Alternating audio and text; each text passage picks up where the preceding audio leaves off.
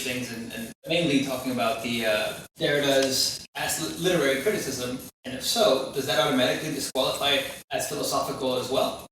That depends on how you look at it. That's not a one-way question. That question itself is double ways. Depends which way you want to go. Literary criticism is a practical situation. And when you become a philosopher or when you engage in a philosophical discourse, depending how you use the literary criticism, you can be credited as somebody valid or somebody invalid. So depending on how you look at the literary criticism, and that verifies whether you are qualified, you're making a qualified philosophical discourse, or you're making a qualified literary criticism. That is depending on the case, exactly what's going on. You can see that all the previous philosophers, all the giants, they all use literary criticism.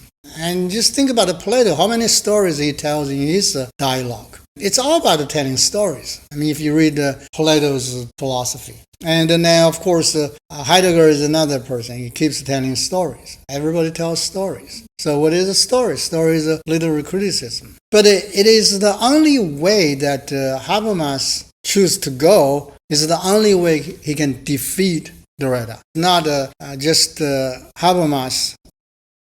A whole bunch of European, American philosophical experts all go that way. They even go further. They say, well, Derrida is not even literary criticism. He's making criticism on movies and shows. Only you go this way, you can downplay his significance and disqualify him.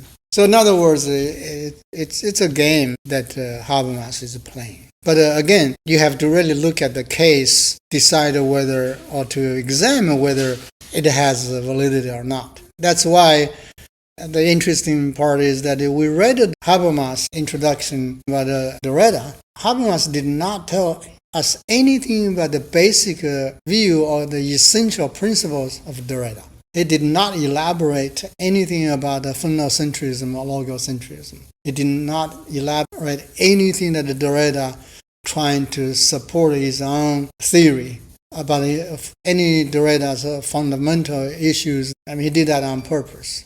Next. Well, Ross did spend a lot of time discrediting Derrida, but why must he be defeated, or why must he be discredited? Because he's trying to screw the whole Western tradition. He's trying to say the entire Western philosophy tradition is nonsense. Because if anything he says, particularly those basic claims that he made, if those claims are validated, then the entire Western philosophy will be gone, will be invalid. Simple as that. It's just as bad as they say, turns out the whole Greek thing was black. That's not going to be too pleasant, right?